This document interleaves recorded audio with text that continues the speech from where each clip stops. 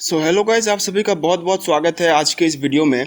और आज के इस वीडियो को मैं स्टार्ट करूं उससे पहले मैं आप सभी को एक बहुत बड़ा थैंक यू कहना चाहता हूं, क्योंकि मैंने अभी अभी अपने सब्सक्राइबर्स चेक किए हैं एंड हमने 700 सब्सक्राइबर्स क्रॉस कर लिए हैं। अब मेरा आप सभी से बस एक ही रिक्वेस्ट है कि आप इस 700 को जितना जल्दी हो सके तो 1000 के पास पहुंचा दीजिए, क्योंकि मैंने बहुत मेहनत करके पिछले 2 सालों में ये चैनल को ग्रो करवाया है एंड बदले में मुझे अभी तक कुछ रेवेन्यू या फिर कुछ भी उस टाइप का यूट्यूब से नहीं मिला है। अगर ये 1000 हो जाता है तो मुझे यूट्यूब से इनकम आना शुरू हो जाएगा, जो कि मेरे इन सभी मेहनतों का फल होगा। एंड मैंने बहुत इंतज़ार कर लिया है, मैंने पिछले 2 साल से मैं इंतज़ार कर रहा हूँ, लेकिन अभी तक वो नहीं हो पाया है।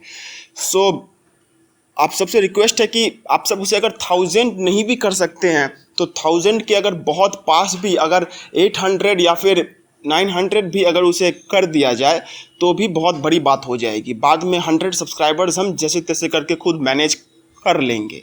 आप सभी से रिक्वेस्ट है कि उसको 1000 के पास आप जितना पहुंचा सकते हैं उतना पहुंचाने में मेरी हेल्प कीजिए।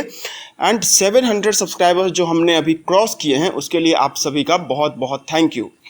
अब आज का जो ये वीडियो है ये सारा आकाश के पार्ट 2 के चैप्टर 9 का पार्ट 2 है।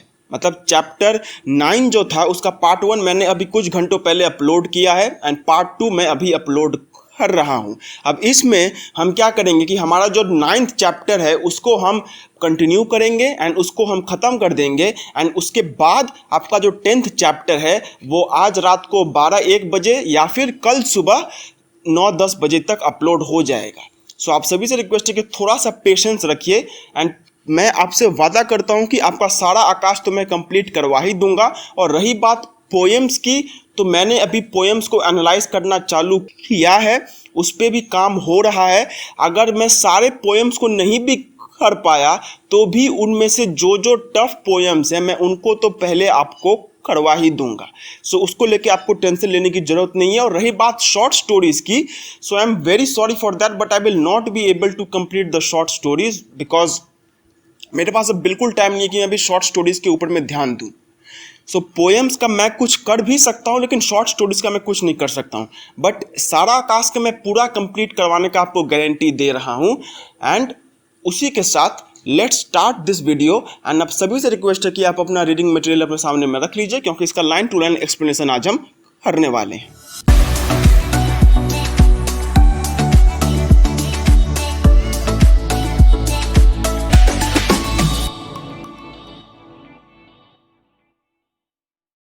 बच्ची को जाने क्या तकलीफ थी कि रात को जागकर रोती रही। अचानक भाई साहब की दहाड़ से मेरी भी आंख खुल गई।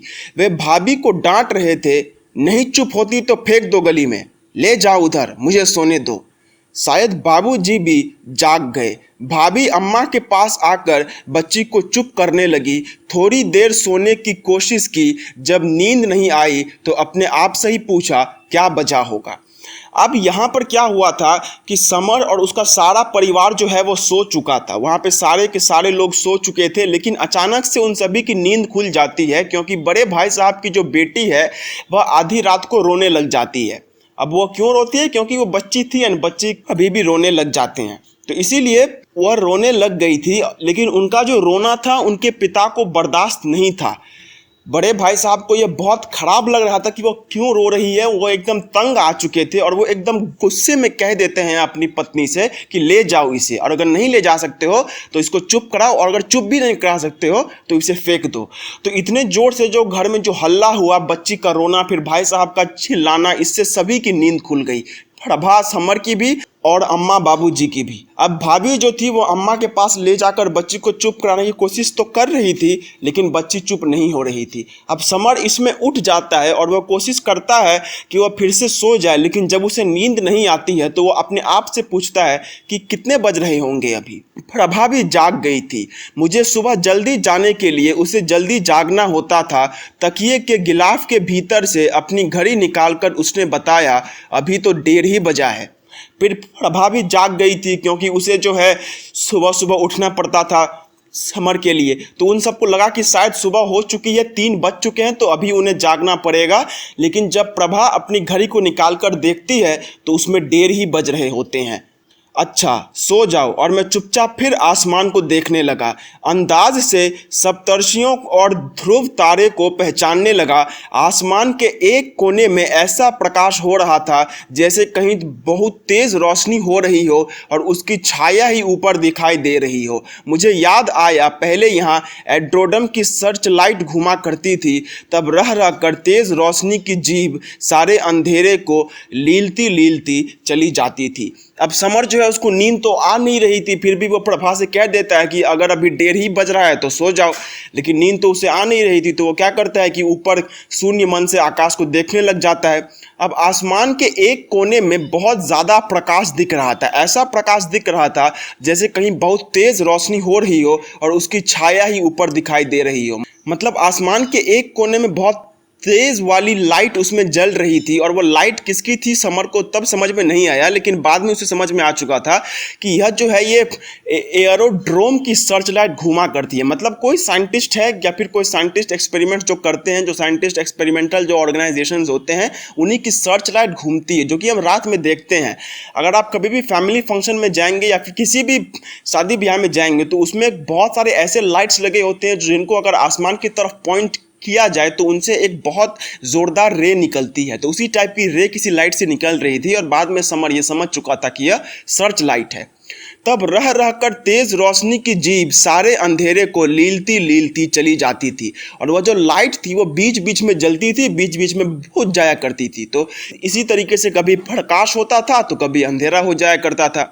रेल के इंजन की दहाड़ और दूर जाती छक छक से मुझे वह दिन याद आ गया जब कोठरी में लालटेन जलाए मैं सोहराब और रुस्तम पढ़ रहा था और नाराज होकर प्रभा एक कोने में पड़ी थी। लगता था उन दिनों को जाने कितने पीछे छोड़ आया हूँ। अगले साल इन्हीं गर्मियों में जाने कहाँ लेटा हूँगा। हम लोग जब अलग रहेंगे तो पता नहीं हमारी जिंदगी का ढर्रा किस तरह होगा। सीरीज की बातें प्रभा को बताने को बहुत मन होने लगा।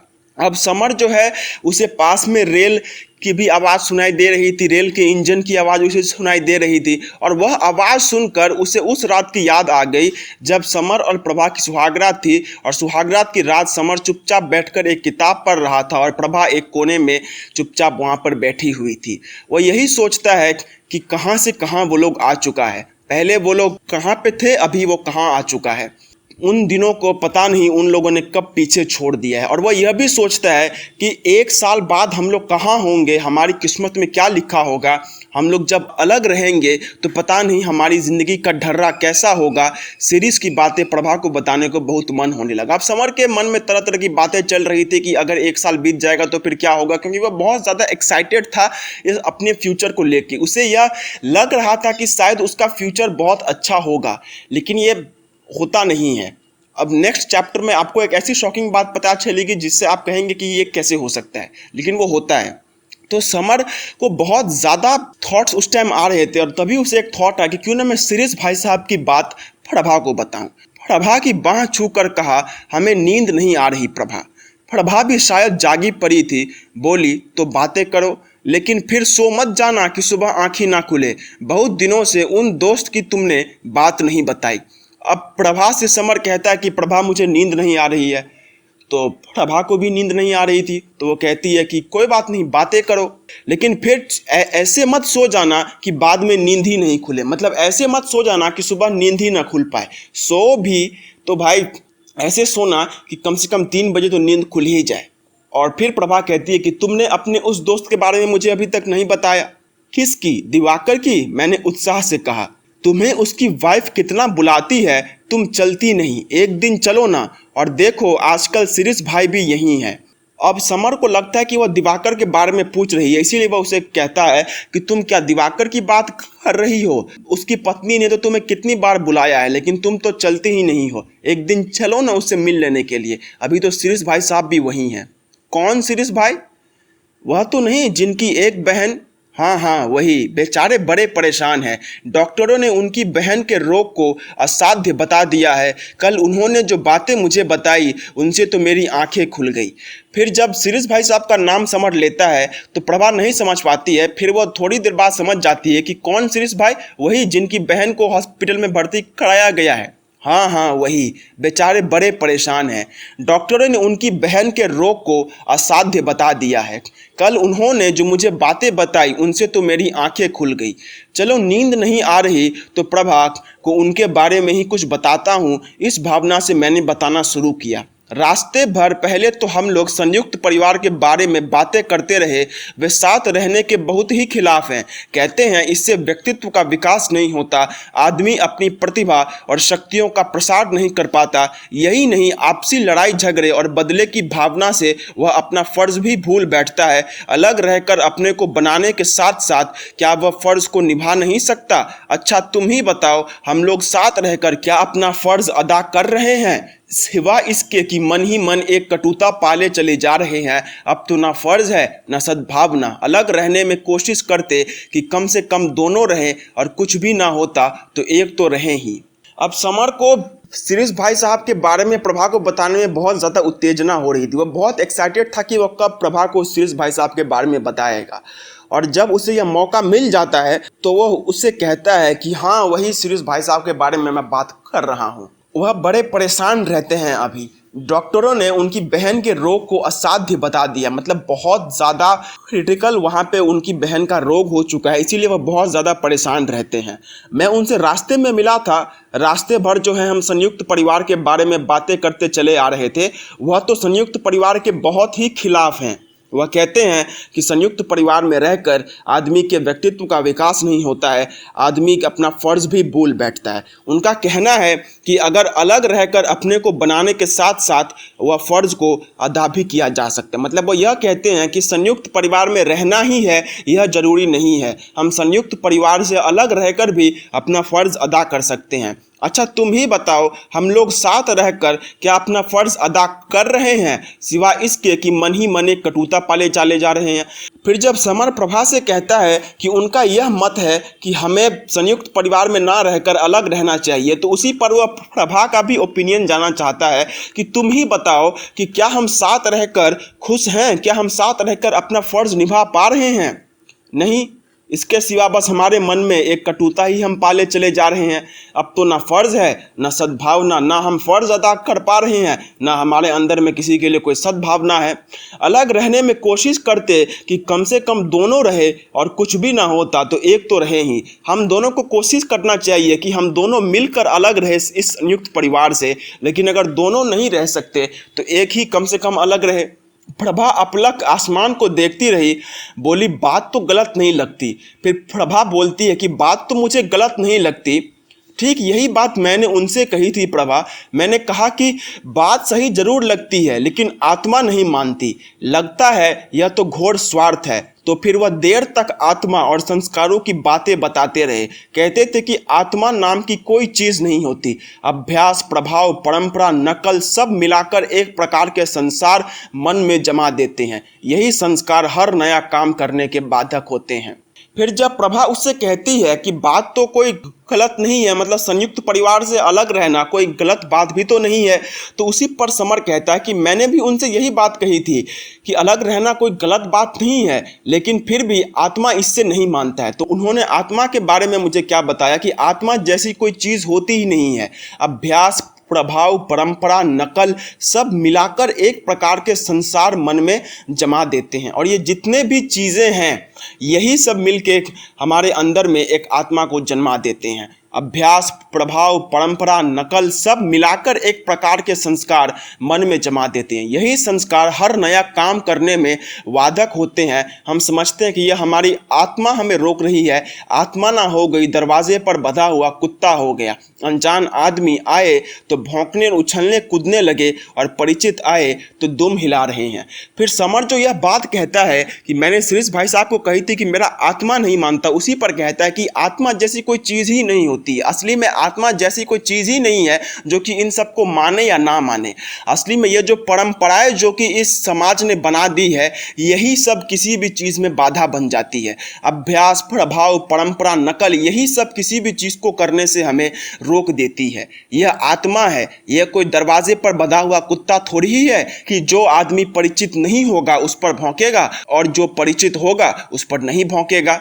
अनजान आदमी आए तो भौंकने और उछलने खेलने कूदने लगे और परिचित आए तो दुम हिला रहे हैं। जो मांस नहीं खाता उसकी आत्मा मांस खाने में कोचती है, और जो प्याज से परहेज करता है उसे प्याज अपनी आत्मा के विरुद्ध लगती है। अब तो यह मानिए कि जो मांस और प्याज खाते हैं उन्हें आत्मा नाम की कोई चीज होती ही नहीं, और आत्मा का ठेका केवल कुछ लोगों ने ही ले रखा है। क्या यह आत्मा केवल संस्कारों का दूसरा नाम है? अब समर यहाँ पर एक उदाहरण देकर कहता है कि कुछ लोग मांसाहार होते हैं, कुछ लोग शाकाहार होते हैं।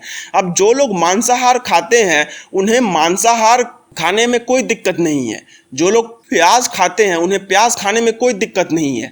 तो इसका मतलब यही हुआ कि आत्मा जैसी कोई चीज नहीं है, क्योंकि अगर आत्मा रोकती तो आत्मा तो मांसाहार खाने वाले और शाकाहार खाने वाले दोनों आदमी में एक ही जैसा है। आत्मा तो दोनों में सेम है, दोनों ही इंसान है। अब अगर दोनों ही इंसान है और दोनों में ही सेम आत्मा है तो फिर यह कैसे हो सकता है कि एक आत्मा बोलेगी कि तुम मांसाहार खाओ और दूसरा आत्मा बोलेगी कि तुम मांसाहार मत खाओ?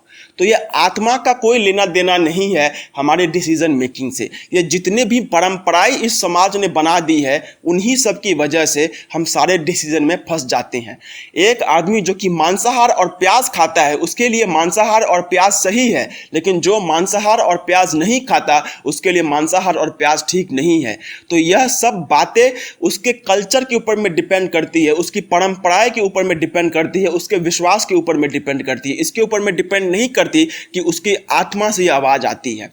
आत्मा जैसी कोई चीज नहीं होती है। हमारे अंदर में इस आत्मा को यह बाहरी चीजों के द्वारा इसको बनाया जाता है, और यही हर एक आदमी में अलग अलग होता है, जिसकी वजह से कोई आदमी किसी चीज से परहेज करता है तो कोई आदमी किसी चीज से परहेज नहीं करता है। एक जमाना था जब कट्टर पंडित की आत्मा नल का पानी पीते रोती थी और वह हाथ धोने के लिए मिट्टी भी साथ लिए घूमता था। यानी अब यह भी मानो कि आत्मा केवल पुराने जमाने में हुआ करती थी। असल में अपनी परंपरा, प्रियता और नए के स्वीकार ना कर पाने के आलस्य और मूर्खता को हम अपनी अंतरात्मा को नाम दे देते हैं, वरना ये केवल संस्कार है, और एक बार संस्कारों का असली रूप पहचान कर आप अपने संस्कारों को बदल भी सकते हैं। अब समर एक और उदाहरण देता है कि जिस तरीके से पहले ज़माने में क्या हुआ करता था कि जो भी कट्टर पंडित हुआ करते थे वह नल का पानी नहीं पीते थे, और वह अपना हाथ धोने के लिए साथ में मिट्टी भी लेकर घूमते थे। मतलब वह नल का पानी नहीं पीते थे, वह शुद्ध जल जहाँ से भी मिलता था वो सिर्फ वहीं से पानी पीते थे, और अपने साथ मिट्टी भी लिए घूमते थे। मतलब यहाँ पर शौच की बात की गई है कि जब वह सुबह में शौच करने जाते थे तो वह पानी भी कहीं का इस्तेमाल नहीं कर लिया करते थे। उन्हें अपने घर में जो पानी ठीक लगता था वह उसी पानी को इस्तेमाल करते थे, और वह अपने साथ मिट्टी भी लेकर घूमते थे, क्योंकि वह मानते थे कि उनकी घर को छोड़कर सभी चीज़ें अशुद्ध हैं। लेकिन यह चीज़ें बाद में चलकर बदली तो जरूर। यानी अब भी यही मानो कि आत्मा केवल पुराने ज़माने में ही हुआ करती थी। तो अगर यह बात हम मान ले कि आत्मा अगर सिर्फ पुराने ज़माने में हुआ करती थी, इसका मतलब यह है कि हमारी आत्मा नहीं मानती। इसका मतलब यह हुआ कि अगर आत्मा रोकती किसी भी चीज़ को करने से, तो पुराने पंडित जो कि इतना कट्टर हुआ करते थे, जो कि अपने मिट्टी और पानी साथ लेकर चला करते थे, उनमें बदलाव नहीं आता, और आज वह बदलते नहीं। अगर आत्मा रोकती तो यह कह देना कि आत्मा नहीं मानती है सरासर गलत है। अगर आत्मा नहीं मानती तो चाहे वो पंडित कहीं का भी क्यों ना हो, चाहे वो पुराने ज़माने का हो या फिर चाहे आज के ज़माने का हो, वह दोनों एक ही जैसा होता। लेकिन पुराने ज़माने के पंडित और आजकल के ज़माने के पंडित में बहुत फ़र्क है, और यह आत्मा के वजह से नहीं है, यह उस एनवायरनमेंट के वजह से है जिसमें उसको बढ़ाया जाता है। यानी अब यह भी मानो कि आत्मा केवल पुराने ज़माने में ही हुआ करती थी। असल में अपनी परंपरा, प्रियता और नए को स्वीकार ना कर पाने के आलस्य और मूर्खता को हम अपनी अंतरात्मा का नाम दे देते हैं, वरना ये केवल संस्कार हैं, और एक बार संस्कार को असली रूप पहचान कर आप संस्कारों को बदल भी सकते हैं। और समर यह भी कहता है कि हम अपने परंपरा, प्रियता और नए को स्वीकार ना कर पाने के आलस्य, मतलब हमारे अंदर में नए को स्वीकार करने का आलस्य होता है। हम चाहते हैं कि भाई जो इतने सालों से चला हुआ आ रहा है वही चले, लेकिन हम नए चीज़ों को स्वीकार करने में आलस्य दिखाते हैं, और यही जो हम आलस्य दिखाते हैं यही हमारी आत्मा को यहाँ पर और ज़्यादा नाम दे देता है कि हमारी आत्मा नहीं मान रही है। असली में हमारी आत्मा जैसी तो कोई चीज़ ही नहीं है। असली में हम ही इतने आलस्य भरे हैं कि हम नहीं मानना चाहते इस नए ज़माने को। यही यहाँ पर समर कहना चाहता है। वरना ये केवल संस्कार हैं और एक बार संस्कारों का असली रूप पहचान कर आप अपने संस्कारों को बदल भी सकते हैं। और ये सारे संस्कार ही हैं। मतलब आत्मा जैसी कोई चीज़ नहीं होती है, जो भी होती है वह संस्कार होती है। तो अगर हम अपने संस्कार को पहचान ले तो हम अपनी आत्मा को भी बदल सकते हैं। और यही समर यहाँ पर हमें कहना चाहता था। अब ये जो है ये थोड़ी सी कंफ्यूजिंग चीज़ है, तो मैं इसको बहुत सिंपल लैंग्वेज में कर देता हूँ। यहाँ पे बेसिकली क्या कहा गया है कि जब शिरीष भाई साहब ने समर को कहा था कि संयुक्त परिवार से आप अलग रहिए, संयुक्त परिवार से अलग रहना ही अच्छा है, तो उस समय समर ने शिरीष भाई साहब से कहा था कि यह ख्याल तो ठीक है लेकिन आत्मा नहीं मानता। तो उसी पर शिरीष भाई साहब ने कहा था कि आत्मा नहीं मानता ऐसा मत बोलिए, क्योंकि आत्मा जैसी कोई चीज़ ही नहीं होती है। क्योंकि अगर आत्मा जैसी चीज़ होती तो आत्मा तो सब में एक ही जैसी होती है, तब तो हर एक आदमी एक ही जैसा होता। लेकिन तब ऐसा क्यों है कि कोई आदमी संयुक्त परिवार में रहना चाहता है और कोई आदमी संयुक्त परिवार में नहीं रहना चाहता है? तो यह मत कहिए कि आत्मा नहीं मानती, क्योंकि आत्मा सब में एक ही जैसी है। और अगर आत्मा नहीं मानती तो सारे लोग एक जैसे होते, लेकिन सारे लोग एक जैसे नहीं होते हैं। इसका मतलब यही है कि आत्मा जैसी कोई चीज़ नहीं होती है। जो भी है वह हमारे संस्कार हैं। यह हमारे संस्कार हैं जो हमें किसी चीज़ में परहेज और किसी चीज़ में उस चीज़ को अपनाने का स्वीकृति देते हैं। यही यहाँ पर हमें समर ने बेसिकली बताया। तो यहाँ पर बेसिकली यही बताया गया है कि हम जो यह कह देते कि हमारा आत्मा नहीं मानता, जी नहीं मानता, वैसा कुछ नहीं होता है। असली में हमारे संस्कार हैं जो कि हमें उस चीज़ को मानने नहीं देते हैं, या फिर हम खुद इतने आलस भरे लोग हैं कि हम उस चीज़ को मानना नहीं चाहते हैं। प्रभा अपलक सुन रही थी और मैं कुहनी के बल उठा हुआ उसे बताए जा रहा था। मन में आया कि अगर मैं इसे इसी तरह समय समय पर बातें बताता रहूं तो यह जाने कितना सीख जाएगी। खुद ज़रा कहीं लग जाने पर थोड़ा सा समय देकर मैं तो इसे पढ़ा भी सकता हूं। और फिर समर उसे यह बात बताते जा रहा था और प्रभा उसको सुन रही थी। तभी समर के मन में एक ख्याल आया कि अगर मैं इसे ऐसे ही बताते चले जाऊँ तो यह कितनी सारी नई बातें सीख सकती है। मैं तो इसको थोड़े ही समय मैं पढ़ा भी तो सकता हूं, क्योंकि प्रभा की भी इच्छा थी आगे पढ़ने की, लेकिन वह नहीं पढ़ पा रही थी। तो उसी पर समर सोचता है कि मैं तो इसे आगे चलकर पढ़ा भी तो सकता हूं। आगे जब मेरे आसपास के लोग बीए एमए होंगे, उनके बीवियां एक से एक पढ़ी होंगी, तब प्रभा को भी तो उनमें बैठने लायक बनने के लिए थोड़ा बहुत पढ़ना ही पड़ेगा। तो जब समर अपनी फ्यूचर के बारे में कहता है कि जब मैं बीए कर लूँगा, जब मैं प्रोफेसर हो जाऊँगा, तो मेरे साथ जो भी लोग होंगे उनकी बीवियां भी तो पढ़ी लिखी होंगी, तो मेरी बीवी भी तो पढ़ी लिखी होनी चाहिए। चलो उसके लिए यह मानसिक तैयारी ही सही।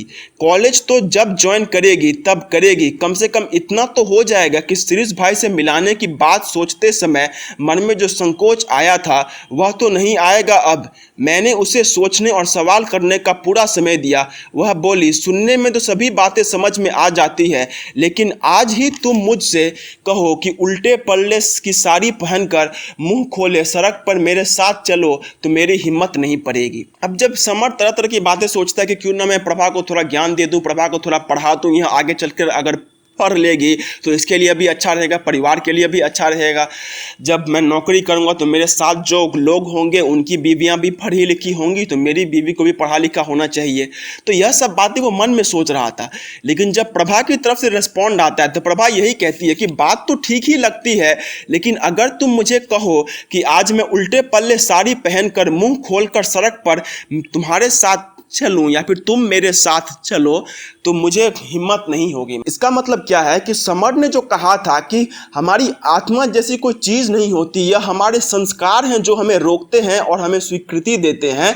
तो यह संस्कार को बदलने से हम अपने आप को भी बदल सकते हैं। उसी पर प्रभा कहती है कि यह ख्याल तो अच्छा है, लेकिन यह जो है यह थ्योरेटिकल ज़्यादा लगता है, प्रैक्टिकली इसका उतना ज़्यादा एप्लीकेबिलिटी नहीं है। बात उसकी समझ में आ रही है, इससे संतोष हुआ।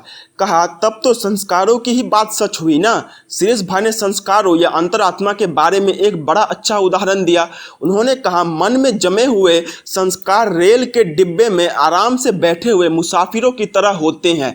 भरे हुए डिब्बे में आप घुसने की कोशिश कीजिए, अंदर वाला हर आदमी आपको बाहर धकेलेगा, कोशिश करेगा कि आप भीतर ना आने पाएं, लेकिन आपको भी तो आवश्यकता है, सो लड़ भिड़ कर जैसे तैसे आप भीतर घुस जाते हैं। एक बार जहां आपने अपने आप को भीतर वालों से स्वीकृत कराया कि सारा विरोध समाप्त हो जाता है, आप भी उनमें से एक हो जाते हैं और थोड़ी ही देर में यह हालत आ जाती है कि जिस जगह को आपने बुरी तरह युद्ध करके हासिल किया था, एक आध घंटे बाद उस जगह को छोड़कर इधर उधर हो भी जाए तो आपकी जगह सुरक्षित ही रहती है। लेकिन यही एक मुसीबत और है जहां आप भीतर वालों में से एक बने कि आप भी दूसरों की तरह नए आने वालों का विरोध शुरू कर देते हैं। इस बात को बिल्कुल भूल जाते हैं कि आपके साथ भी वही व्यवहार हो चुका है। तो जब प्रभा यह कहती है कि यह बात तो सुनने में बहुत अच्छी लगती है, लेकिन इसे वास्तविकता में लाना उतना ही कठिन है, क्योंकि अगर तुम मुझसे कहो कि मैं अभी उल्टे पल्ले साड़ी पहनकर मुंह खोलकर रास्ते में घूमूं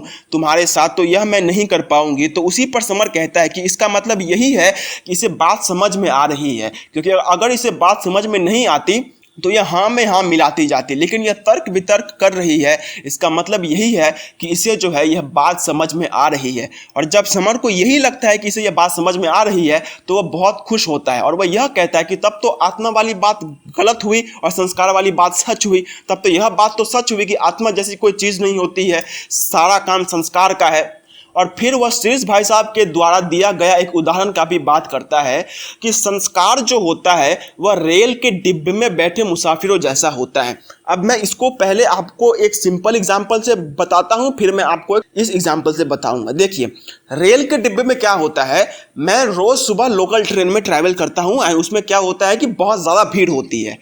तो जब भीड़ होती है तो अंदर में बैठा हुआ हर एक आदमी यही चाहता है कि भाई अभी जितनी भीड़ है, भीड़ या तो इससे कम हो जाए या फिर इतनी ही रहे, लेकिन इससे बढ़े नहीं। मतलब कोई भी आदमी यह नहीं चाहता कि आप ट्रेन में आए, लेकिन आपका ट्रेन में जाना बहुत ज़्यादा ज़रूरी है, क्योंकि अगर आप ट्रेन में नहीं जाएंगे तो फिर आप अपने निर्धारित जगह पर नहीं पहुंच पाएंगे। तो आपका भी ट्रेन में जाना बहुत ज़रूरी है।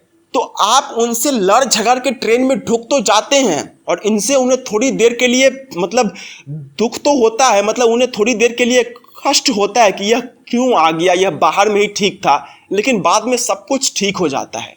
और बाद में क्या होता है कि आप ही उनका एक हिस्सा बन जाते हैं, आप ही उन सारे पैसेंजर में से एक हिस्सा बन जाते हैं और आपकी जगह वहां पर फिक्स हो जाती है। इसका मतलब क्या है कि पहले जहां लोग आपके वहां पर आने पर दुखी और कष्ट पा रहे थे, अब वही लोग आपसे बातचीत करेंगे, आपको एक वहां पर स्थान दे देंगे।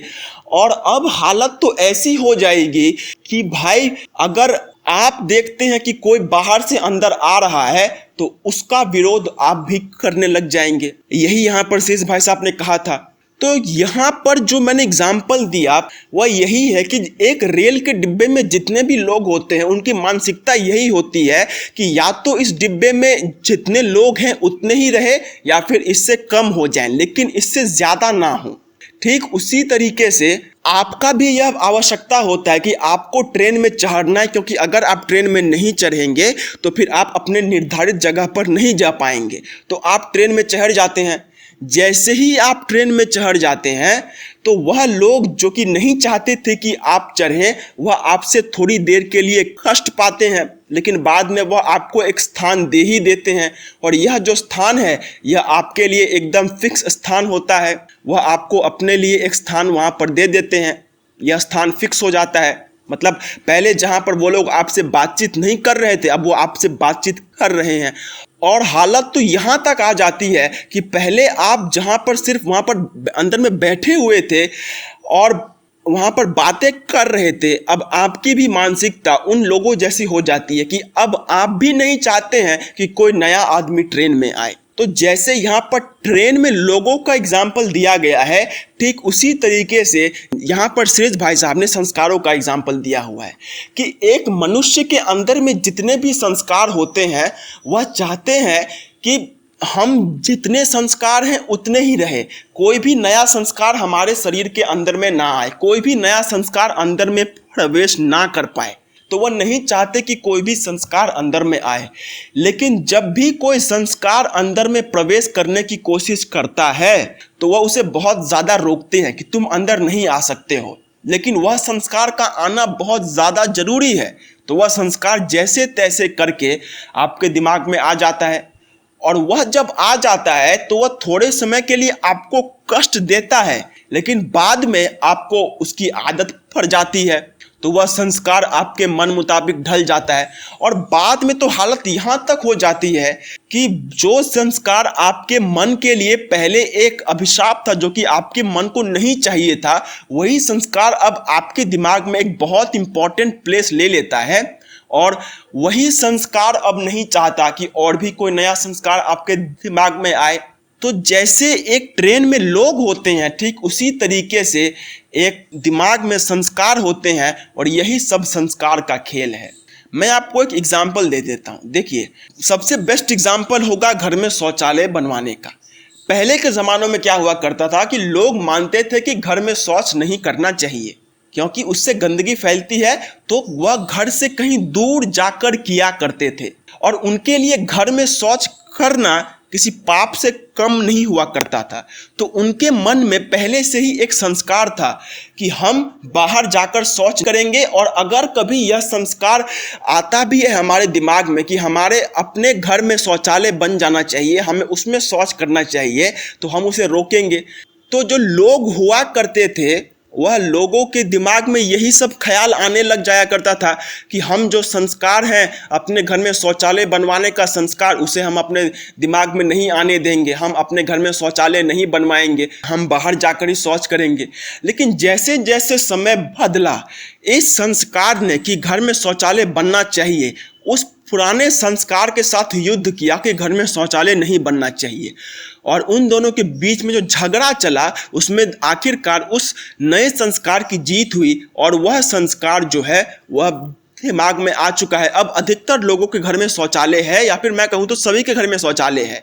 तो यह संस्कार लोगों के दिमाग में आया है, और अब यह संस्कार लोगों के दिमाग में इस कदर बैठ गया है कि अब लोग समझ चुके हैं कि बाहर शौच करना बीमारियों को न्योता देने के बराबर है। इसलिए अंदर में घर में ही शौचालय बनाकर उसमें शौच करना ज़्यादा अच्छा बात है।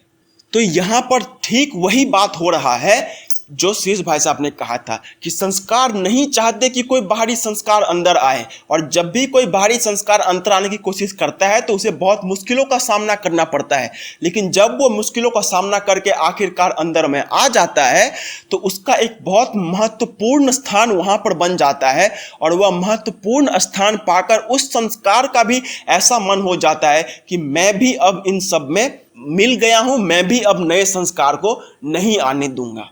मगर प्रभा ने इस बारे में कोई सवाल ना पूछकर एकदम बात बदल दी। मैं अभी अभी यही सोच रही थी कि तुम्हारे ये शीर्ष भाई आखिर मानते किस चीज़ को हैं। मेरा बड़ा मन होता है कि उनसे मिलूं, लेकिन बड़ी झेप लगती है। उनसे क्या बातें करूंगी, मेरी तो जुबान ही नहीं खुलेगी। अब प्रभा जो है वो सब कुछ सुन रही थी, लेकिन तभी उसके दिमाग में ख्याल आया कि यार इस टॉपिक को चेंज करते हैं, और उसने समर से एक अलग सवाल पूछ दिया कि ये जो तुम्हारे शीर्ष भाई साहब है, ये आखिरकार मानते किसको हैं? जो भी चीज़ देखो उनमें उनका विश्वास ही नहीं है, तो ये आखिरकार मानते किस चीज़ को हैं? मेरी तो बहुत इच्छा होती है कि मैं उनसे मिलूं, लेकिन झेप भी बहुत लगती है कि मैं उनसे क्या बातें करूंगी, मेरी ज़बान खुलेगी भी या नहीं खुलेगी, बहुत झेप लगती है। ज़बान कैसे नहीं खुलेगी? तुम्हें हम ज़रूर मिलाएंगे, मैंने कहा। फिर प्रभा की बात का जवाब दिया, ठीक यही बात मैंने उनसे पूछी थी कि शीर्ष भाई आप सारी चीज़ों का विरोध करते हैं, आखिर आप मानते किसे हैं? तो जवाब में वे जोर से हंस पड़ी। तो जब प्रभा कहती है कि पता नहीं मेरी ज़बान उनके सामने खुलेगी भी या नहीं खुलेगी, तो उसी पर समर कहता है कि खुलेगी कैसी नहीं, मैं मिलाऊंगा तुम्हें उनसे। और जो तुम सवाल मुझसे कर रही हो, मैंने भी यही सवाल उनसे भी किया था। मैंने भी उनसे पूछा था कि शीर्ष भाई आप मानते किस चीज़ को हैं? तो वह जोर जोर से हंसने लग जाते हैं और कहते हैं कि ईश्वर, धर्म, अंतरात्मा और संस्कार के बाद जो कुछ भी बाकी बच जाता है, मैं उस सब को मानता हूँ। मैंने कहा यानी किसी को नहीं मानते? तो बोले अगर मानने लायक सारी बात इन्हीं 4-5 शब्दों के बपौती है तो यही समझ लीजिए कि मैं किसी को नहीं मानता। तो फिर जब समर ने पूछा कि आप किस चीज़ को मानते हैं, तो सुरेश भाई साहब ने कहा कि भगवान मतलब ईश्वर, धर्म, अंतरात्मा और संस्कार, मैं इन चारों चीज़ों को छोड़कर बाकी जो भी चीज़ें हैं मैं उन सभी को मानता हूँ। तो उस पर समर कह देता है इसका मतलब तो आप किसी भी चीज़ को नहीं मानते हैं, क्योंकि सभी चीज़ जो है वो ईश्वर, धर्म, अंतरात्मा और संस्कार के अंदर में आती हैं। तो उसी पर सुरेश भाई साहब कहती हैं कि अगर आपके हिसाब से दुनिया की हर एक चीज़ इन्हीं 4-5 शब्दों में सिमट कर रह गई है तो मैं किसी को नहीं मानता। मैंने फिर और कुरेदा, ऐसा कैसे हो सकता है? बिना किसी चीज़ के विश्वास के आदमी विकास कैसे करेगा? किस दिशा में करेगा? तो बोले हर स्थिति में हर कहीं आदमी विकास करता है, वह पुराने को छोड़कर नया ग्रहण करता है, इतना काफ़ी है मानने के लिए। फिर जब समर कहता है कि जब आप विश्वास ही नहीं करते तो फिर आप विकास किस चीज़ से करेंगे, तो उस पर सुरेश भाई साहब कहते हैं कि हर स्थिति में हर कहीं आदमी विकास करता है, वह पुराने को छोड़कर नया ग्रहण करता है, इतना काफ़ी है मानने के लिए। तो फिर सुरेश भाई साहब कहते हैं कि हर एक स्थिति में हर कहीं आदमी जो है वह विकास करता है खुद का, मतलब चाहे जो भी स्थिति क्यों ना हो, वह किसमें विश्वास करता हो या फिर ना करता हो, वह फिर भी अपना विकास कर ही लेता है और इतना ही मानना काफ़ी है। आदमी के पांव इसलिए आगे की ओर मुड़े हुए बनाए गए हैं कि वह आगे चले, सामने बढ़े। भूत के पांव पीछे मुड़े बताए जाते हैं, अर्थात अतीत जीवी आदमी भूत होता है। और सच पूछो तो तुम जिस भारतीय संस्कृति, भारतीय गरिमा कहते हो, मुझे यह सारी की सारी एक सिरे से इन्हीं अतीत जीवी भूतों की सभ्यता और संस्कृति लगती है। मेरा हर चीज़ से विश्वास उठ गया है। इसके बाद प्रभात उन्होंने एक ऐसी सख्त बात कह दी कि मेरा खून खौल उठा। अगर उनके प्रति मेरे मन में श्रद्धा ना होती तो मैं उन्हें वहीं उठाकर दे मारता, लेकिन गम खा गया। तो जब समर सुरेश भाई साहब से कहते हैं कि आखिरकार अगर आप किसी चीज़ में विश्वास ही नहीं रखते हैं तो आपका विकास कैसे होगा? अगर किसी भी चीज़ में आदमी विश्वास न रखे तो उसका विकास किस तरीके से होगा? तो उस पर वह बोलते हैं कि हर स्थिति में हर कहीं आदमी विकास कर ही लेता है, वह पुराने को छोड़कर नया ग्रहण कर ही लेता है और इतना ही काफ़ी है मानने के लिए। आदमी के जो पांव होते हैं वह इसलिए होते हैं ताकि वह आगे चल सके, आगे बढ़ सके। मैंने सुना है कि भूत के पांव पीछे होते हैं, इसका मतलब यही हुआ कि जो आदमी वर्तमान में ना जीकर भूतकाल में जीता है वह भूत ही होता है। और सच पूछो तो तुम जिस भारतीय संस्कृति, भारतीय गरिमा की बात कहते हो, मुझे यह सारी बातें अतीती जीवी भूतों की सभ्यता और संस्कृति लगती है। मेरा हर चीज से विश्वास उठ गया है। और फिर सुरेश भाई साहब समर से कहते कि यह जो तुम भारतीय संस्कृति की बातें करते हो, यह भी मुझे अतीत में रहने वाले भूतों की ही बात लगती है। मेरा हर एक चीज से विश्वास उठ चुका है। और उसके बाद समर कहता है कि सुरेश भाई साहब ने एक ऐसी बात कह दी थी जिससे मेरा खून खौल उठा था। अगर उनके प्रति मेरे मन में श्रद्धा या नहीं होती तो मैं उन्हें वहीं उठाकर दे मारता, लेकिन गम खा गया था। क्या? प्रभा ने जरा चिंता और उत्सुकता से पूछा।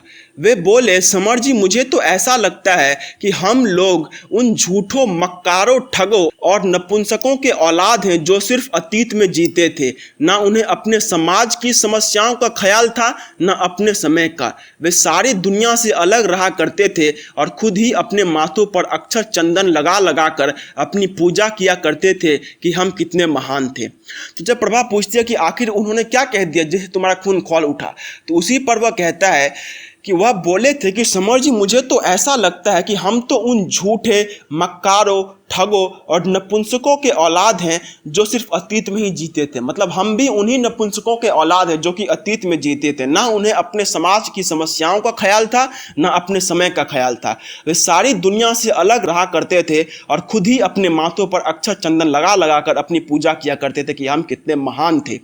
अब यहाँ पर उन्होंने सीधा साधा वार हिंदू धर्म के ऊपर में फिर से किया है। हिंदू धर्म में जो पंडितों का जो संस्कार होता है उस पर किया है कि जो पंडित तिलक चंदन लगाकर घूमते थे वह सिर्फ अपने आप को महान दिखाने के लिए करते थे।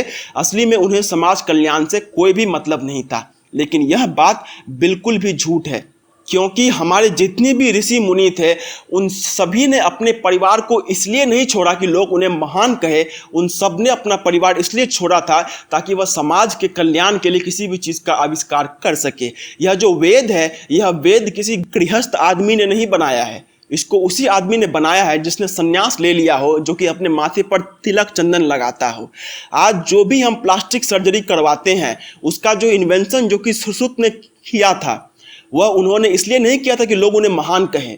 उन्हें सही में समाज कल्याण के प्रति अपनी इच्छा थी और इसलिए उन्होंने कहा था। और सबसे बड़ी बात कि अगर आप अपने पुरखों को मक्कार, झूठा, ठगा और नपुंसक कहते हैं तो यह किसी भी हालत में ठीक नहीं है। लेकिन हम यहाँ पर क्या करें, यहाँ पर शिरीष भाई साहब का कैरेक्टर ही यहाँ पर है कि जब भी हिंदू धर्म की बात आती है तो वो हिंदू धर्म पर कटाक्ष करने से रुकते नहीं हैं, और वही यहाँ पर हो गया है। और यहाँ पर समर का गुस्सा आना लाजमी बात है, क्योंकि मैं भी मानता हूँ कि पुराने ज़मानों में जो ब्राह्मण हुआ करते थे वो छोटी जाति को सताया करते थे।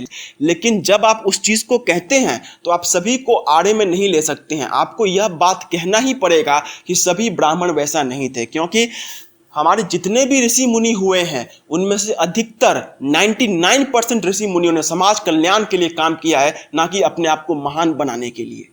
तो यह बात तो बिल्कुल ही गलत है। कभी हमने नहीं सोचा कि वे जिन्हें पूजते हैं या जिन्हें हीरो बनाए हुए हैं वह महान और हीरो आखिर क्यों हैं? इसलिए तो हैं कि वे सीना तान कर अपने समय और समाज की समस्याओं से जूझे थे। सिरों पर कफन बांधकर उन्होंने अपने युग का ललकार का जवाब दिया था। बैठकर राम नाम का कीर्तन करते हुए वे लोग हीरो नहीं बन गए थे। अब शिरीष भाई साहब ये भी कहते हैं कि हम जिन्हें पूजते हैं या फिर जिन्हें हमने हीरो बनाकर रखा हुआ है वे महान और हीरो आखिरकार बने क्यों हैं? इसलिए तो बने हैं कि वे सीना तान कर अपने समय और समाज की समस्याओं से जूझे थे। सिरों पर कफन बांधकर उन्होंने अपने युग की ललकार का जवाब दिया था। बैठकर राम नाम का कीर्तन करते हुए वे लोग हीरो नहीं बन गए थे। अब समर जो है यह सब बात शिरीष भाई साहब के बारे में बताता है, और यहाँ पर शिरीष भाई साहब फिर से हिंदू धर्म के ऊपर में कटाक्ष करते हैं।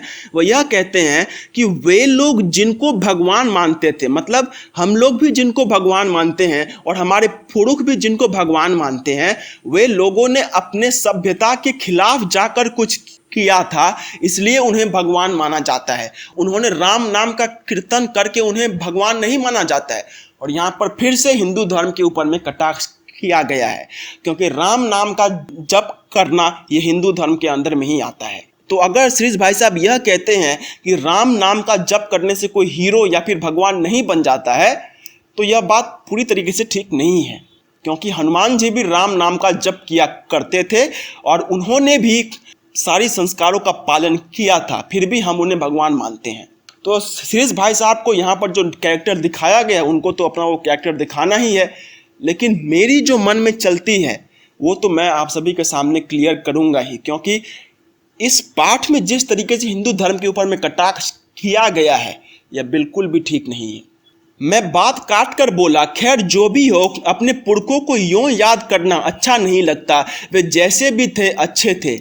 अब फिर समर कहता है कि जो भी हो, लेकिन अपने पुरखों को ऐसे याद करना मुझे अच्छा नहीं लगता, वे जैसे भी थे अच्छे थे। तो उस पर शिरीष भाई साहब बोलते हैं, आप ऐसा कह सकते हैं, लेकिन मैं तो खुद अपने आप को भी गाली देता हूँ कि क्यों कुछ नहीं कर पाता। हमारे ये पुरखे खुद गोबर संस्कृति के अजायब घर थे, हम उनकी संतान है, इसलिए सिर्फ भूस के पुतलों की सेना है जो सिर्फ या तो जलाना जानती है या जगह को कूड़े कचरे से भरना। सो यूं ही एक दिन जल जलाकर खाक रह जाएंगे, और कुछ न कर पाएं तो कम से कम इतना तो हम कर ही जाएं कि अपने बीच में जो थोड़ा बहुत लोहा सोना है उसे ही अपना जलन की आग में तपाकर फौलाद और कुंदन बना दें। सहसा मैंने अपनी बात बीच में तोड़ दी।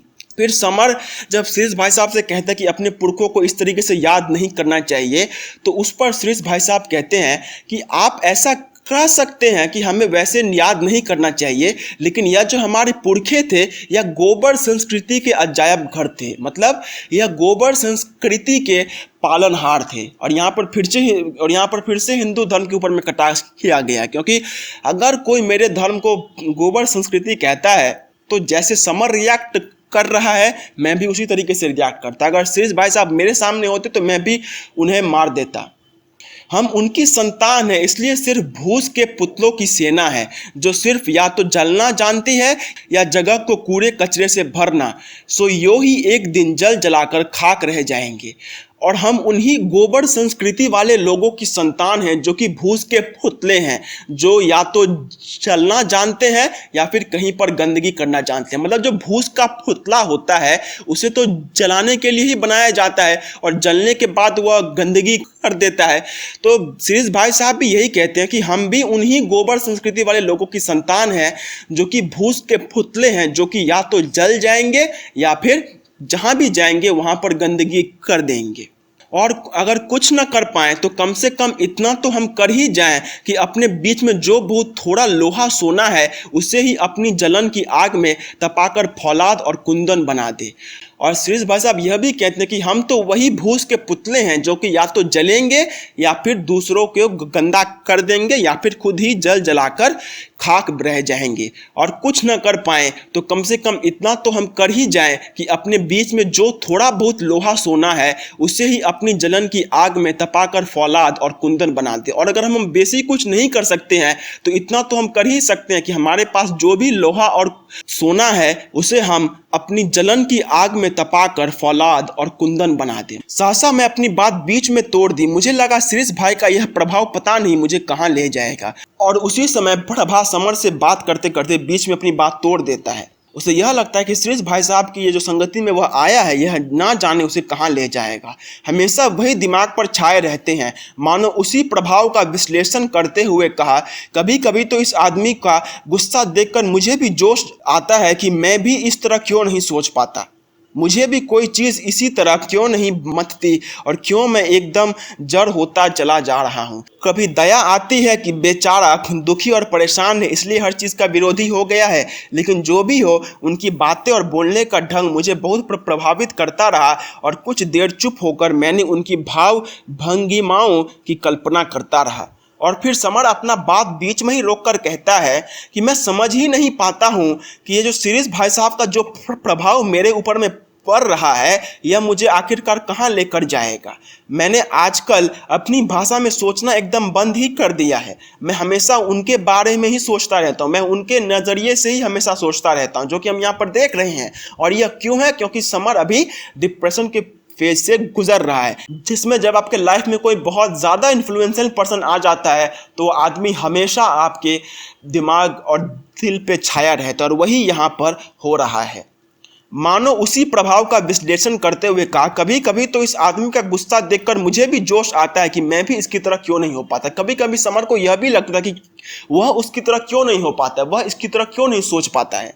और कभी कभी उसे उस पर दया भी आती थी कि बेचारा अपनी बहन को इस तरीके में देखता है, बहुत दुखी है, इसलिए हर चीज़ का विरोधी हो गया है।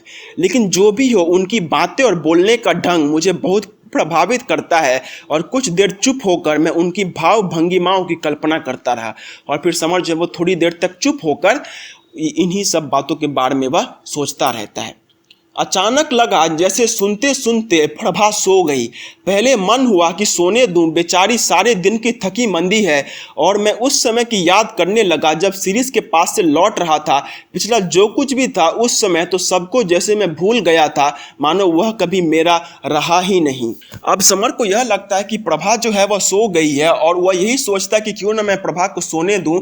लेकिन तभी उसे उस समय की याद आने लग जाती है जब वह शिरीष के पास से लौट रहा था और पिछला जो कुछ भी था वह सब कुछ वह भूल चुका था, जैसे वह अभी उसका रह ही नहीं गया है। इन्हीं नहीं बातों का एक एक शब्द दिमाग में गूंज रहा था। ऐसा लग रहा था जैसे दिमाग के कमरों हजारों साल से बंद थे और उनमें सील, घुटन, धूल, कूड़ा, उमस, जाले और भी न जाने क्या क्या अलाय बलाय जमा हो गए थे। उन कमरों की हवा खराब होकर जहरीली बन गई थी। उनके भीतर का सन्नाटा और एकांत खुद अपने को ही खाए जा रहा था। अब जैसे उन कमरों के दरवाजों को किसी ने भारी बूटों की ठोकर मार मार कर खोल दिया है। धीरे धीरे घुटन और उमस निकलती जा रही है। वर्षों पुरानी धूल प्रचंड विक्षोभ से उठ खड़ी हुई है और चारों तरफ ऐसी आवाज़ें गूंज रही है कि मानो किसी ने शहद की मक्खियों के छत्ते पर ईंट दे मारी हो। फिर समर यह कहता है कि शिरीष भाई साहब का मेरे ऊपर में इस तरीके का प्रभाव पड़ा है कि जैसे मेरा दिमाग किसी ऐसे कमरे की तरह था जो कि हजारों सालों से बंद था, जिसमें गंदगी फैल चुकी थी, और जैसे किसी ने उस कमरे के दरवाजे को खोलकर मेरे दिमाग में से उस गंदगी को निकाल दिया हो। वह जो कमरा था उसमें बहुत ज़्यादा घुटन हुआ करती थी और किसी ने मुझे उस घुटन से आज़ाद कर दिया है। वर्षों पुरानी धूल प्रचंड विक्षोभ से उठ खड़ी हुई है और चारों तरफ ऐसी आवाज़ें गूंज रही है कि मानो किसी ने शहद की मक्खियों के छत्तों पर ईंट दे मारी हो। और उस कमरे से जिसने मुझे निकाला है वह ऐसा हो गया है जैसे किसी मक्खी के छत्ते पर किसी ने ढेला मार दिया। जब मक्खी के छत्ते पर ढेला मारते हैं तो उस समय जो कोलाहल उस समय हो जाता है, वही कोलाहल समर के दिमाग में भी अभी हो गया है। घर में प्रवेश करते हुए मैंने अपने आप से कहा था, अब मैं अतीत जीवी भूत नहीं हूँ। मेरा मस्तिष्क अब दुनिया भर के कूड़े करकट से साफ है। लेकिन अब वह कौन सा सपना है जो खाली कमरों में सजाया जाएगा? वह कौन से स्वर्ग के गीत हैं जो अब भैरवी की तरह गूंजेंगे? वह कौन सा विराट युग है जिसके लाने के लिए हम छोटे छोटे पहिए एक ताल लय पर चलने लगेंगे? कहाँ से आएगा वह युग? क्या हमारे रहते ही वह आएगा? हम क्या सचमुच उसे देखेंगे, उसे महसूस करेंगे कि यह वही युग है जिसके लिए हम रास्तों में तड़पे हैं? अब समर जब यह कहता है कि सीरीज के इन्फ्लुएंस में आकर उसका दिमाग एकदम नए तरीके से हो चुका है, जैसे किसी सीलन और बंद कमरे को किसी ने धक्का मारकर खोलकर उसे उसमें से आज़ाद कर दिया है, ठीक उसी समय उसे यह भी ख्याल आता है कि कमरा तो खाली हो गया, कमरा तो आज़ाद हो गया, लेकिन अब वह इस खाली कमरे का आखिरकार करेगा क्या? किस तरीके से इसमें वो नए बीज बोएगा? वही समर यहाँ पर सोचने लग जाता है। मतलब समर यहाँ पर बेसिकली यही कहता है कि मैंने तो सीरीज की बातों में आकर अपने आप को बदल लिया, अपने अंदर में एक नया चैप्टर शुरू कर दिया, लेकिन यह जो नया चैप्टर जो कि मैंने शुरू किया है इसको मैं आखिरकार संभालूंगा कैसे? और युग बदलने की कुलबुलाहट और बेचैनी को मैं बाल्टियां भर भर कर ऊपर की छत पर छिड़काव करने में बहलाता रहा। इस समय प्रभा को सब बताते या मन ही मन उसको सब दोहराते, फिर वैसे ही अकुलाहट होने लगी। समझ में नहीं आया कि क्या करूं। प्रभा शायद सचमुच सो गई थी और समर जब वहां से घूम के आया था तो यह सारी बातें वह सोच रहा था कि कैसे वह सीरीज के अंदर में इन्फ्लुएंस हो चुका है, सीरीज की बातें उसे किस तरीके से इन्फ्लुएंस करती है और वह किस तरीके से इन सारी बातों पर रिएक्ट कर रहा था, कैसे यह सारी बातें उसके मन मस्तिष्क पर छा गई थी। और उसी समय समर कहता है कि मैं यह जो कुछ भी सोच रहा था कि अब तो मेरे पास एक नया खेत है, मैं इस खेत में किस तरीके से खेती करता हूँ ये मुझ पर डिपेंड करता है, तो उन सारी बातों को मैं ऊपर बाल्टी में पानी भर भर कर जब मैं ले जा रहा था उसी समय पर मैं उन सारी बातों को सोच रहा था। और वह सारी बातें वह प्रभा से कहना चाहता था, लेकिन उसे ख्याल आया कि अब मैं क्या करूं। प्रभा शायद सचमुच सो गई थी। पहले मन हुआ कि खाट की मूंज का कोई तिनका लेकर उसके कान में घुमाऊं, हम जागे पड़े हैं और आप कैसे मज़े में सो रही हैं। और अचानक मन में आया कि उसकी कमर गुदगुदाने लगूं। कमर गुदगुदाने से वह बहुत उछलती है, यह मुझे पता था। एक डर है कहीं ज़ोर से ना चीख पड़े। मन की इच्छा ऐसा दुर्निवार हो गया कि सहसा मैं उसकी कमर में उंगली गड़ाकर गुदगुदाने लगा। ए प्रभा, उठो भाई, हम तो जाग रहे हैं, आप बातें करते करते सो भी गई। अब जब समर देखता है कि प्रभा वहां पर सोई हुई है तो उसके मन में एक ख्याल आता है कि क्यों ना मैं एक तिल्ली लेकर उसके कान में गुदगुदी करूं जिससे कि वह उठ जाए, और अगर वह उससे भी नहीं उठती है तो क्यों ना मैं उसके कमर पर गुदगुदी करूं जिससे वह उठ जाए। और वह वही करने लग जाता है। वह प्रभा को कहता है कि अरे तुम उठो, हम यहाँ पर सोए हुए हैं और तुम हो कि वहाँ पर जाग रही हो। हैं, क्या हुआ? प्रभा एकदम जोर से उछल पड़ी, मैं कब सो गई? और प्रभा एकदम से उछल पड़ती है और वह कहती है कि मैं कब सो गई। मैं और भी गुदगुदाता कि अचानक मुझे लगा कि जैसे उसकी कमर में कोई गोली सी बंधी है, शायद डोरे से बंधी थी। उसे चुटकी में पकड़कर पूछा, यह क्या है भाई? और समर जब देखता है कि प्रभा और उठ गई है तो उसका मन शरारत से भर जाता है और वह यही सोचता है कि वह प्रभा को और गुदगुदी करे। लेकिन जब वह और गुदगुदी करने के लिए जाता है तो उसी समय वह देखता है कि प्रभा के कमर से एक पोटरी बंधी हुई थी, उसमें कुछ रखा हुआ था। और वह प्रभा से पूछता है, यह क्या है?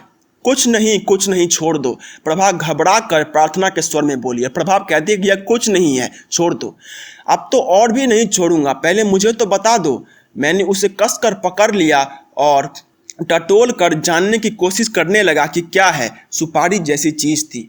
अब जब कोई चीज़ कह देता है कि यार मेरे से मत पूछ, मैं नहीं बताना चाहती, तो उस पर और ज़्यादा इच्छा होती है कि जानूं कि वह चीज़ आखिरकार है क्या। और यही चीज़ समर को भी हो रही थी कि समर जो यह अब सोच रहा था कि यह क्या है, अब वह और ज़्यादा बढ़ चुका था। और उसी पर वह कहता है कि अब तो मैं और नहीं छोड़ूंगा, पहले मुझे तुम बता तो दो। फिर प्रभा कहती है कि तुम्हारे हाथ जोड़ती हूँ, छोड़ दो, कुछ नहीं है। उसने ऊपर से मेरा हाथ हटाने की कोशिश करते हुए कहा, लेकिन मैंने छोड़ा नहीं। उसके मना करने का ढंग ऐसा घबराया हुआ था कि मैं बार बार पूछने लगा। उसने बताया, मेरे पेट में तकलीफ रहती है, सो अम्मा जी ने दवा बताई है। अब प्रभा उसे बार बार कहती रहती है कि तुम्हारे हाथ जोड़ती हूँ, छोड़ दो, कुछ नहीं है। लेकिन प्रभा जिस स्वर में कहती है, जिस घबराने के स्वर में यह कहती है, उसी से समर को यह मालूम चल जाता है कि कुछ तो गड़बड़ है। और वह बार बार प्रभा से पूछता रहता है कि आखिरकार यह क्या है।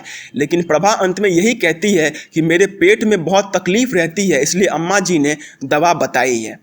साफ बहाना था, मैंने सख्त स्वर में कहा। दवा बांधी तो नहीं जाती, खाई जाती है, बताओ नहीं तो तोड़कर फेंकता हूँ। और समर जान जाता है कि प्रभा जो है यह बहाना मार रही है। और वह सख्त स्वर में कहता है कि दवा तो बांधी नहीं जाती है, दवा तो खाई जाती है। अब तुम चुपचाप बताओ कि यह क्या है, नहीं तो मैं इसको तोड़कर फेंक देती हूँ। तुम्हें मेरी सर की कसम है, वह गिड़गिड़ाती रही। मुझे गुस्सा चढ़ता जा रहा था। गुर्रा कर पूछा, नहीं बताना? तब उसने डरते डरते बताया, भाभी और अम्मा जी मानी ही नहीं। मैंने बहुत कहा कि मेरा विश्वास नहीं है, तो मुझे ही गालियां देने लगी। उनका मन रखने को करना पड़ा। अब मैंने आपको इसके अगले पार्ट में बताया हुआ था कि प्रभा जो आकर वहाँ पर समर के सामने में रोने लग जाती है, उसका कारण समर का डांट नहीं बल्कि और कुछ है। और वह क्या है वो हमें यहाँ पर मालूम चलता है। वह असली में एक पोटरी थी जिसमें कुछ बंधा हुआ था। और वह क्यों बंधा हुआ था? वो इसलिए बंधा हुआ था क्योंकि समर की शादी को काफ़ी समय हो चुका था। लेकिन शादी के इतने समय होने के बाद भी उसका कोई बेटा या फिर बेटी नहीं हुई थी, उसका कोई भी संतान नहीं हुआ था। और गांव घर में पहले जो रीति रिवाज हुआ करता था, आजकल भी है कि बहू आ गई तो अब हमें संतान भी चाहिए। तो उसी बात पर अम्मा और भाभी दोनों मिलकर उसे चिढ़ाया करते थे, उसे बांझ कहा करते थे। और उन दोनों ने ही उसे जबरदस्ती यह चीज़ अपने कमर में बांधने को कहा था। और वह व्रत भी रखने को कहा था, क्योंकि प्रभा का तो मन नहीं था वह व्रत रखने को, पर क्योंकि उन दोनों ने उससे जबरदस्ती कहा था कि यह व्रत रखने को, इसलिए उसने यह व्रत रख लिया था। अब इसी पर जब प्रभा उसके सामने यह सारी बातें कहती हैं कि भाभी और अम्मा जी मान ही नहीं रही थी, मैंने बहुत कहा कि मेरा विश्वास नहीं है, तो मुझे ही गालियां देने लगी, उनका मन रखने को करना पड़ा। तो जब यह सारी बातें प्रभा समर से कहती रहती है तो उसका गला एकदम भर्रा जाता है।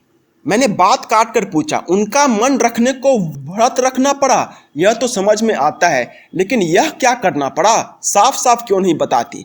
फिर प्रभा कहता है कि उन्होंने तुम्हें व्रत रखने को कहा, यह तो मुझे समझ में आता है, लेकिन यह क्या तुमने करके रखा, यह तो मुझे नहीं समझ में आ रहा। इसके बारे में तो साफ साफ बताओ। उन्होंने कहा। प्रभा हकला कर रुआंसी हो गई। अब प्रभा जो है वो इमोशनल हो जाती है। वो कहती है, उन्होंने कहा। क्या कहा? अब बोलती क्यों नहीं हो? सचमुच मुझे लग रहा था कि गुस्सा काबू से बाहर हुआ जा रहा है। अब समर का गुस्सा काबू से बाहर हो रहा था और वो कहती कि क्या कहा उन्होंने, अब बोलते क्यों नहीं हो? और समर का गुस्सा बहुत ज़्यादा बढ़ चुका था। और ये गुस्सा क्यों बढ़ चुका था? क्योंकि समर जिस फेज में था उसमें गुस्सा अगर एक बार आ जाता है तो फिर वह रुकता नहीं है। इसीलिए समर का गुस्सा बढ़ते ही जा रहा था। उन्होंने कहा कि सैयद बाबा की धूनी से ठीक हो जाएगा, मानो मेरे पड़ते तमाचे को बचा रही हो। इस तरह खूनी सामने की और करके जैसे तैसे वह बोली। और प्रभा को डर था कि कहीं समर उसे थप्पड़ ना मार दे, इसलिए वह अपने आप को बचाते हुए कहती है कि भाभी और अम्मा ने कहा था कि सैयद बाबा की धूनी से सब कुछ ठीक हो जाएगा, मतलब संतान की उत्पन्नता हो जाएगी, संतान की प्राप्ति हो जाएगी। और यही सारी बातें प्रभा खुद को बचाते हुए कहती है। और जब नहीं रहा गया तो उसके दोनों कंधे झकझोर कर मैंने पूछा, क्या पेट ठीक हो गया? साफ साफ क्यों नहीं कहती? कोई रोग है तो हमसे कहती। और फिर जब समर से नहीं रहा जाता है तो वह प्रभा के कंधे को पकड़ कर कहता है कि तुम साफ साफ क्यों नहीं कहती हो? क्या पेट का रोग ठीक हो गया? साफ साफ बताओ, कोई रोग है तो हमसे कहती। तो जब समर को प्रभा कहती है कि यह धूनी बाबा की बूटी है जिससे कि यह ठीक हो जाएगा, तो उसी पर समर थोड़ा सा गुस्सा जाता है और उससे कहता है कि तुम ठीक से क्यों नहीं बताती हो। और बाद में जब प्रभा उसे बताती है, प्रभा सचमुच रोने लगती है। अवस्थी जी की बीवी कहती थी कि शादी के 4 साल बाद सैयद बाबा की धुनी से उनके प्रमोद हुआ था। अब मेन बात पर प्रभा आती है कि पड़ोसी ने कहा कि सैयद बाबा की धुनी से उसको बेटा हुआ था, तो मुझे भी बेटा होगा, इसलिए मैंने भी इसको बांध के रखा हुआ है। अब बात समर के समझ में आ गई। बात समझ में आई तो अचानक उसके कंधे छोड़कर मैं पागलों की तरह हंस पड़ा। अच्छा, तो यह बात है, इसलिए सारे व्रत उपवास हो रहे हैं, सैयद पीर पूजे जा रहे हैं, कमर में सैयद बाबा की धुनी और कपड़ों में इत्र लगाया जा रहा है। और मैंने इतने जोर से दांत पीसे कि करकराहट खुद सुनाई दी। बच्चा चाहिए, खुद अपने खाने पहनने का ठिकाना नहीं और टटूंगना अभी से लटका लो। और एक ही झटके में मैंने वह कमर में बंधी धुनी की पोटली तोड़कर गली में फेंक दी। कितनी हवाई और आसमानी बातें सोच रहा था मैं अभी अभी। सच्चाई तो यह है। अब जब समझ जाता है कि यह संतान प्राप्ति के लिए उसने किया हुआ है, तो उसी पर वह जोर जोर से हंसने लग जाता है। और वह क्या करता है कि वह जो पोटली थी, वह पोटली को खींचकर बाहर फेंक देता है। और समर यह भी कहता है कि ना जाने मैं क्या क्या सोच रहा था, लेकिन बात तो यही थी।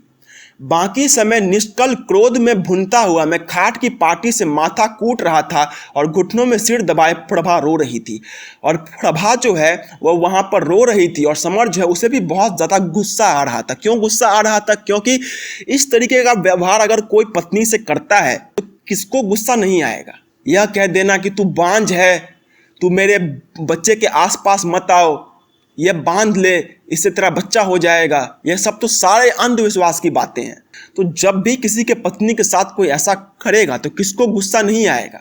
बाकी समय निष्काल क्रोध में भुनता हुआ मैं खाट की पाटी से माथा कूट रहा था और घुटनों में सिर दबाए प्रभा रो रही थी। बताओ मैं क्या करूं, सारा दिन मेरी जान खाई जाती है। बांझ बांझ कह कह कर भाभी और अम्मा कोसती रहती है। भाभी अपनी बिटिया के पास नहीं झांकने देती, छाया से बचाती है। अब प्रभा यहाँ पर एक बहुत सीरियस बात कहती है, जो कि यह है कि तुम बताओ मैं क्या करूं, सारा दिन यह दोनों मिलके मेरी जान खाए जाती है। यह दोनों मुझे बांझ बांझ कहकर कोसती रहती है। और भाभी जो है मुझे अपनी बेटी के पास भी नहीं जाने देती कि कहीं उनकी बेटी को मेरी नज़र न लग जाए। और यह बात बहुत ज़्यादा सीरियस थी। अब इस पर समर भी बहुत ज़्यादा सीरियस होकर उससे भी गुस्सा आ जाता है। हर बार माथा ठोक कर मैं कहता कितना अकेला हूँ मैं। सोचा था कि प्रभा मेरा साथ देगी, लेकिन यह वही प्रभा है जिसने एक बार गणेश जी से बर्तन मांज लिए थे और आज इसी के ऊपर मैंने वे बड़े बड़े सपने संजोए थे। और यहाँ पर समर टॉपिक से बिल्कुल हटकर एक बात कहता है, मतलब समर उस बात पर ध्यान ही नहीं देता है जो कि प्रभा ने कहा था। वह अपने मन में सोचता रहता है कि मैंने प्रभा के साथ कितने सारे सपने सोचे थे कि प्रभा के साथ मैं यह करूँगा, प्रभा के साथ मैं इस तरीके से जीवन बताऊँगा। लेकिन यह वही प्रभा है जिसने एक बार गणेश जी से बर्तन मांज लिए थे और आज इसी के ऊपर मैंने वे बड़े बड़े सपने संजोए थे। मतलब समर को शायद प्रभा पर कुछ ना कुछ गुस्सा भी था कि प्रभा ने उन दोनों की बातें क्यों मान ली। और उसी पर जो है वह प्रभा के ऊपर में कहता है कि यह वही प्रभा है जिसके साथ मैं अपनी जीवन बिताने की बात कर रहा हूँ। और यहाँ पर हमारे यहाँ 9th चैप्टर ख़त्म होता है। अब 10th चैप्टर में जितना जल्दी हो सके उतना जल्दी देने की कोशिश करता हूँ। तो अब तक आप बने रहिए। तो गाइस आशा करता हूँ कि ये वीडियो आपके लिए हेल्पफुल रही होगी। और अगर ये वीडियो आपके लिए थोड़ी सी भी हेल्पफुल रही होगी तो प्लीज इस वीडियो को एक बार लाइक जरूर कर दीजिए। और अगर आप ऐसे वीडियोस और भी फ्यूचर में देखना चाहते हैं तो चैनल को सब्सक्राइब करके बेल आइकन को जरूर प्रेस कर लीजिए। और अगर आपके कुछ भी डाउट्स, क्वेरीज या फिर क्वेश्चंस हैं उनको कमेंट सेक्शन में कमेंट जरूर कीजिए। एंड अगर आपके कुछ ऐसे दोस्त हैं जो कि इससे कुछ हेल्प पा सकते हैं तो ये वीडियो आप उनको भी प्लीज जरूर शेयर कर दीजिएगा। तब तक के लिए do take very good care of yourselves and bye bye and जय हिंद।